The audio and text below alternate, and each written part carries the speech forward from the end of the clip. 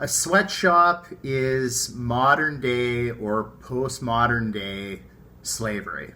People working in dreadful conditions, being paid, a pittance, if anything. People are expected to work incredibly long hours. Got people doing 18-hour days for no money. Dangerous working conditions. There's no human rights. They use a lot of child labor. Women, children, people that are easily exploitable. Sexual violence, sexual exploitation, sexual abuse, and all of that kind of thing happens within the sweatshop industry as well. The argument is basically that there's nothing else for people to do. They're the best jobs that people in developing countries can get, so we shouldn't regulate them. That is the basic tenet of neoclassical free market economics. Just leave private capital to do what it does and everything will be peachy.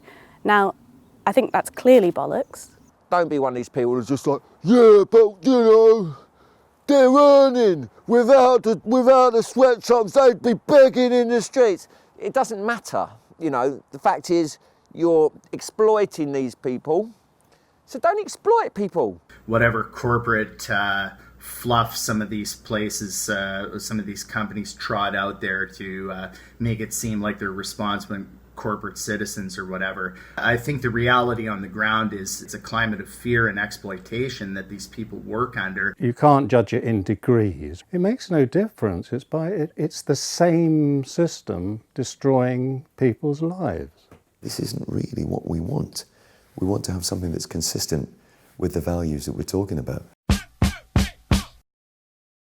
The only reason why working class people essentially have ever gotten a share of the pie is through fighting for it. Places that are not only sweatshop free but are union as well, so the labor's getting treated well. We're down for the unions, aren't we? I think unions are a really important source of power in terms of challenging the bosses. I think strikes are a massively important way of moving forward. A decent minimum wage, regulation of hours, and really importantly, a recognition that workers have the right to organise.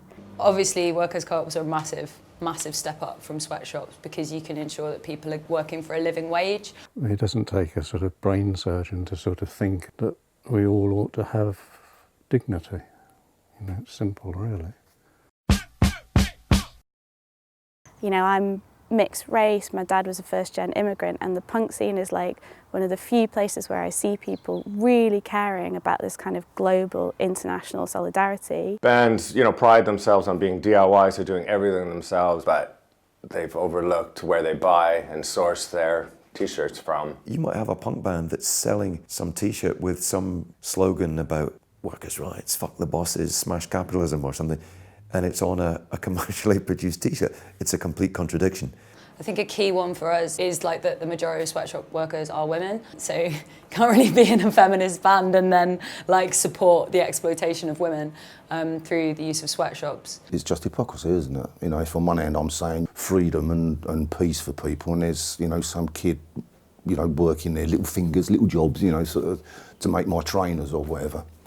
Absolutely, we are all hypocrites. I don't think anyone's totally perfect, but I think there are quite simple things that we can do to avoid pretty major hypocrisies. And we're as guilty as lots of other bands. Let's just blame ourselves. It's not all my fault, and it's not all the band's fault, and people.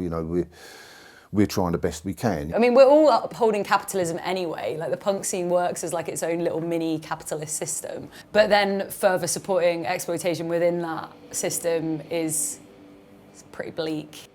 I opposed putting Holiday in Cambodia in a Levi's commercial, and my main reason for opposing that so vehemently is because of the sweatshop issue. It's an ongoing struggle because it all, to me, comes back to, can I live with myself if I know somebody making stuff that I'm getting money from or has my name on it? The people who make it are being treated absolutely horribly. I guess in the punk scene you can do your bit. Practice what you preach.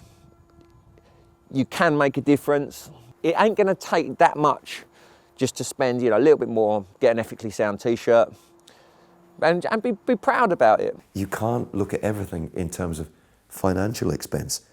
What's the expense in terms of sweatshop workers dying in a factory. If you've got to pay an extra £2 for a t-shirt, you pay that. I'd rather pay less than the price of a half pint in London and know that my t-shirt is actually going to help some people. We have no alternative if we're free-thinking, good-thinking, clean-thinking people to act. This punk ethics campaign is part of a bigger movement. In particular, punk ethics is working with No Sweat, which is an organisation that campaigns against sweatshops in general and is selling t-shirts from a cooperative owned and run by former sweatshop workers. This project is, we love it because we want to make cool business. No one is slave in this world. And the time has come to start to think about this and to start to try and change this. If more and more bands start to say, we're not going to put up with this, we're going to source our t-shirts ethically. That's why it's important to get involved, not as a self-righteous thing or not as like an ethical consumer badge, but as trying to build and support a political movement. So really the questions are all down to us, you know, they're not down to what's wrong with the world. The questions are really what's wrong with me, you know, and if you like, why aren't I doing anything about it? This is what you're singing about. This is what all these bands are singing about. All the people that come to the gigs, they're singing along, shouting for this stuff. Time to put our money where our mouths are. Those words, those immortal words, do they owe us a living? Well, you know, do we owe sweatshop workers a living? Yeah, of course we fucking do. Do they owe us a living? Do they do? Do they do? Owe us a living? Do they do? Do they do? Owe us a living? Do they fucking do? Don't take any notice what the public think? So I tell it treatment, just the worst thing. Do they have target? 3 months of advice. If you don't want to wear it, pay off for the advice. Do they owe us a living? Do they do? Do they do? Owe us a living? Do they fucking do? Punk ethics, don't be a dick.